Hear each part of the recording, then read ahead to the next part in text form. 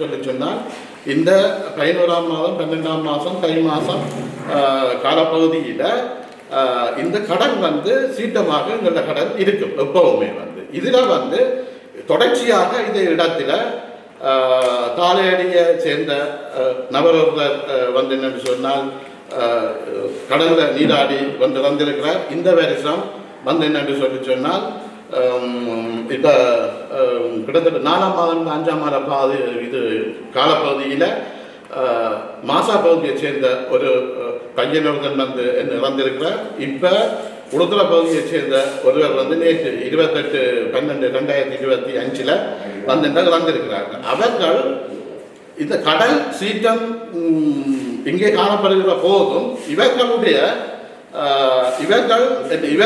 இவர்களுடைய பார்வைக்காக எமது சமாசத்தின் ஊடாக அறிவுறுத்தல் காட்சிப்படுத்தி இருக்கிறோம். ஏனென்று சொன்னால் இங்க என்னென்ன கொந்தளிப்பாக இருக்கிற பகுதி என்றும் இது ஆழமான கடல் என்றும் நாங்கள் இதில் குளிக்க வேண்டாம்னு சொல்லி அறிவுறுத்தி இருக்கிறோம். சரிதானே? ஆகவே தங்களுடைய இப்ப கேள்வியானது உண்மையான நியாயமானது. ஆனால் என்ன விடயமாக இருந்தால் இந்த 11ஆம் மாதம் 12ஆம் மாதம்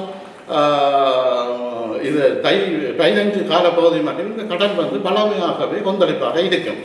ஆகவே நாங்கள் சமாசத்தின் ஒரு கோரிக்கையாக இந்த 3 மாதமும் எமது மக்கள் அந்த கடல்ல நீர் பாடுறதுக்கு முற்றாக தடை செய்கிறதுக்கு நாங்கள் பிரதேச செயலாளர்களோடையும் ஒருங்கிணைப்பு குழு தலைவரோடையும் போலீஸ் நிலையத்தோடையும் நாங்கள் கதைச்சு நீதியத்துறைக்கிற உதவி பணிப்பாளர்களையும் கதைச்சு கடத்தொழில் அமைச்சரோடையும் கதைச்சு இதில் அந்த 3 கால பகுதிக்கும் எங்களால் 2 வாட்ஸரை நாங்கள் அந்த இடத்துல போட்டு மக்களை இறங்க விடாமல் இந்த இப்போ இனிமேல் இருக்கிற காலத்தில் நாங்கள் இவையோட கூட்டாக இணைஞ்சு இந்த தீர்மானங்கள் எடுக்கும் பொழுது அந்த 3 மாத காலத்துக்கும் எங்களால் சமாசத்தின் ஊடாக வழங்க முடியும்.